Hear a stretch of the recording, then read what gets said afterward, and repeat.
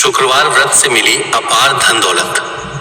माँ लक्ष्मी कहती हैं, जो भक्त सच्चे मन से शुक्रवार को इस कथा को सुनते हैं उसकी मनोकामना अवश्य पूरी करूंगी।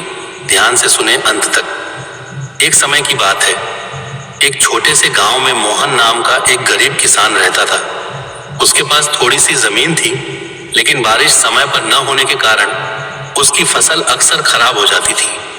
घर की हालत इतनी खराब थी कि कभी कभी 2 वक्त का भोजन भी मुश्किल हो जाता था। मोहन की पत्नी राधा बहुत ही धार्मिक और धैर्यवान स्त्री थी। वह हर शुक्रवार को मां लक्ष्मी का व्रत रखती और पूरी श्रद्धा से पूजा करती।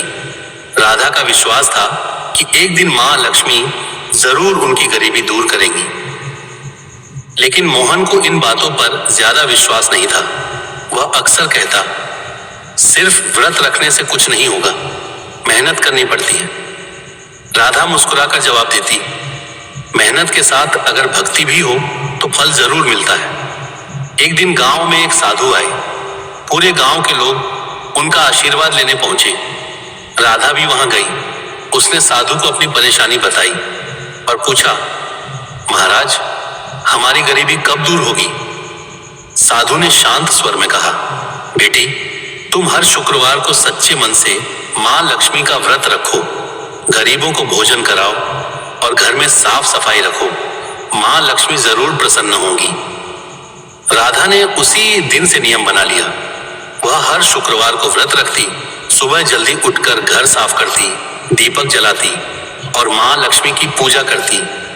भले ही घर में कुछ न हो, वह किसी न किसी गरीब को थोड़ा बहुत भोजन जरूर कराती। समय बीतता गया, कई महीने निकल गए, लेकिन उनकी हालत में कोई खास बदलाव नहीं आया।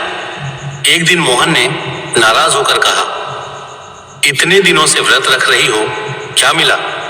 गरीबी तो वैसी ही है। राधा ने शांति से कहा, विश्वास रखो, मां लक्ष्मी जरूर हमारी परीक्षा ले रही है। एक शुक्रवार की रात की बात है। उस दिन घर में अनाज का एक दाना भी नहीं था। राधा ने फिर भी व्रत रखा और पूजा की। उसने मां लक्ष्मी से प्रार्थना की, हे मां, अगर मेरी भक्ति सच्ची है तो हमारे दुख दूर करें। रात को अचानक दरवाजे पर दस्तक हुई। मोहन ने दरवाजा खोला तो एक बूढ़ी महिला खड़ी थी। उसने कहा, बेटा, मुझे बहुत भूख लगी है, क्या कुछ खाने को मिलेगा? मोहन ने दुखी होकर कहा, मां, हमारे पास खुद खाने को कुछ नहीं है।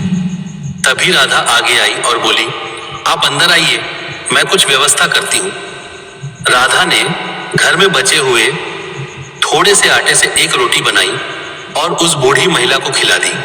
महिला ने खुशी से खाना खाया और बोली, तुमने अपने हिस्से का भोजन मुझे दे दिया, क्या तुम्हें डर नहीं लगा? राधा ने मुस्कुराकर कहा, भूखे को खाना खिलाना सबसे बड़ा धर्म है। महिला ने आशीर्वाद देते हुए कहा, तुम्हारी भक्ति और दया से मैं बहुत प्रसन्न हूं। इतना कहकर वह महिला अचानक गायब हो गई। मोहन और राधा दोनों हैरान रह गए। उन्हें कुछ समझ नहीं आया। अगली सुबह जब वे उठे तो उन्होंने देखा कि उनका छोटा सा घर बदल चुका था। घर में अनाज के बोरे रखे थे, आंगन में एक नई गाय बंधी थी और कोने में एक संदूक रखा था। मोहन ने जब संदूक खोला तो उसमें सोने चांदी के सिक्के भरे हुए थे।